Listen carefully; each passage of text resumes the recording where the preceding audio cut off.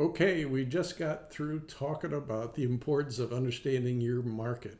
Top to bottom, left to right, right to left, inside and out, everything about your market. Know your competition, know the customer's needs and how you're going to fulfill them, everything. What I did tell you in the first video is, well, where do you get all that information? And what do you do with it once you got it? What form does it take? So I thought we'd cover that next. But first, let me remind you that this is a brand new playlist for Entradot.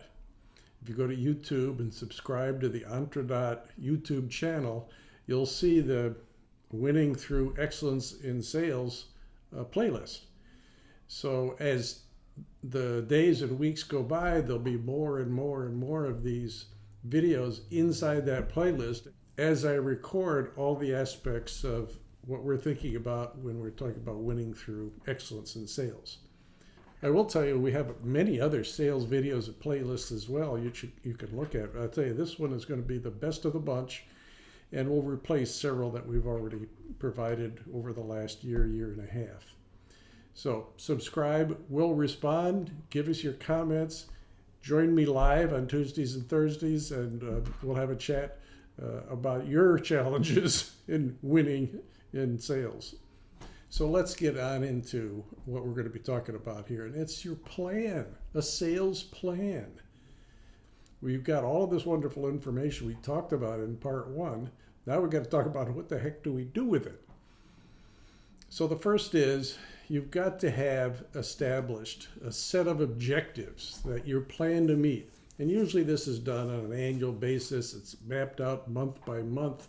And what usually is reflected is sales goals, month by month, expressed as revenue, sometimes expressed as number of customers per month. It's an okay way to do it. You might do it both ways because one leads to another. Land a customer, get paid. You can start, in an Excel spreadsheet or some other tool, calculate the revenue that you're accumulating over the course of the year in your plan. But in your objectives, first and foremost, have sales targets you're going to meet and play them out over a time period, timeline. How many per month? You may have a seasonal business. So this playing out month after month may not be a smooth, nice curve out over time. It may have bumps. Many businesses are like that. They're very seasonal. So make sure you take care of that. It's going to be important that you do that for watching out for bumps in your cash flow as a result of the seasonality of your business. So when you plan this out, be cognizant of your sales cycle. What I mean by sales cycle is, how long does it take from beginning to end?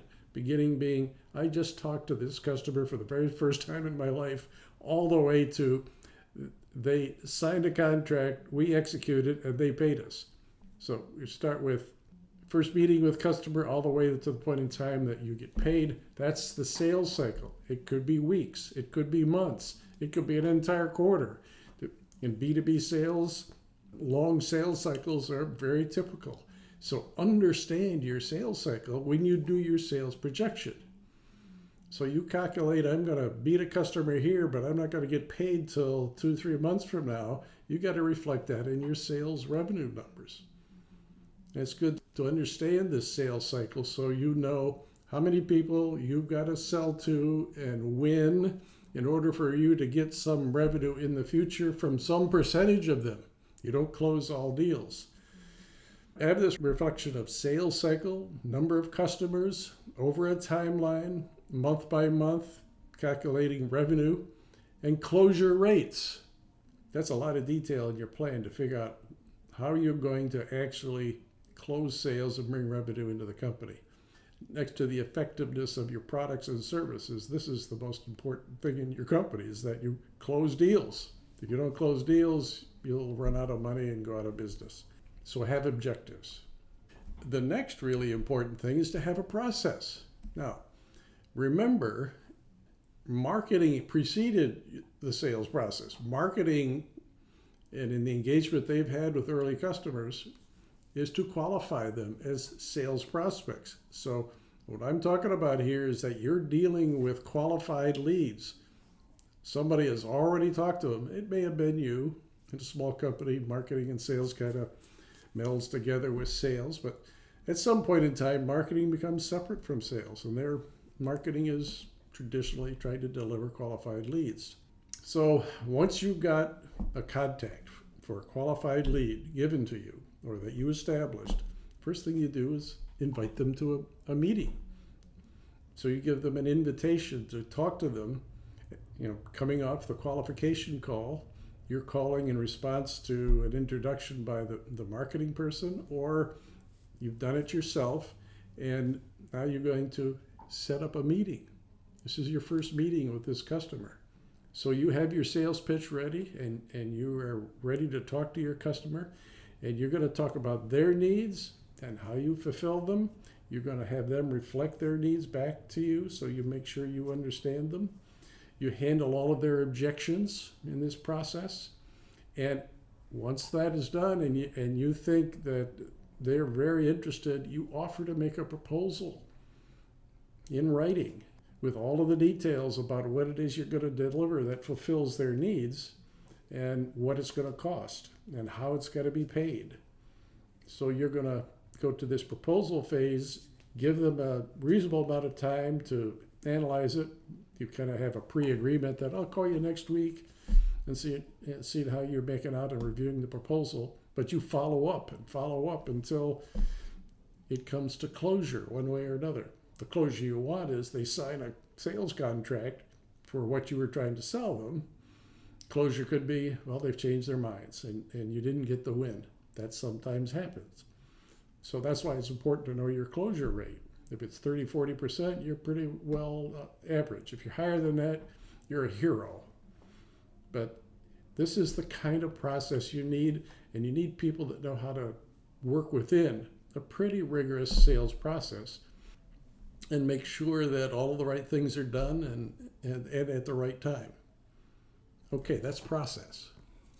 All of this information that we talked about in the first video and that which has appeared now in your sales pitch came from somewhere. It probably came from the business plan that was written, or at least the latest version of the business plan, inside of which should be all about your market, all about the needs that they have and how you're going to fulfill them and what the competition is all about. All of that kind of material that gets you smart on the market that you're playing in and helps you put together this sales pitch I just got through talking about. So a lot of market research that went into that is also available to you. All the experts that previous people, maybe including yourself, have talked to that really know this market. So this is all the source material that's available to you in order to pull together a sales pitch, respond to objections that come from competitive threats and come from questions that the customer has that they're not certain about what you're offering them. So you're going to have to be familiar with all these sources so you can answer their questions effectively and move the ball forward in the sales process. Also, from this source material, you're going to create this pitch I got through talking about in the sales process. A sales pitch is a kind of a work of art. It takes the customer through lots of things. In the sales pitch, you talk about your company, your management team, you talk about the market that you're addressing, you talk about the needs you're trying to fulfill in some depth, and then you finally talk about how you fulfill those needs. Now, when you're giving this pitch, you kind of tailor all of what you have to say to the needs of the customer you're talking about. But the pitch can come in many forms. You can have many versions of this thing depending on the kind of customer you're about to meet. You may have a market that crosses multiple different industries or multiple different disciplines within companies. So a pitch is not just one single thing, it's many, with many derivatives that you're going to own and pull together and assemble all the right slides, if you will, for the customer you're about to talk to. And you'll do that for every time you pitch. So you are the owner of a pitch with many faces, and you have to keep track of it all. Supporting your sales process is collateral material. These are brochures. and little booklets that you open up, and there's your sales pitch that you're giving them, and there's a brochure about the products and services. This is all about information that you're going to provide to them, leave with them. It's written material. You also give them links to a variety of others that they can also access, probably on a page off of your website or out of your support organization. The collateral material can serve as supportive information about your success in sales in the industry that they're in, and it can give the details that they need to know and follow up with as they consider your products and services. Written information, it's an important part of the sales process. You also have to have some form of presence. I hate to use the word tools, but it's kind of like that too. Presence means a presence somewhere that people can reach you on, or they will be reached from these tools. First and foremost is you have a website. I've covered this many, many times. Your website has to be really attractive and serve the need of them checking you out and really wanting to work with you as a result of what they read on your website.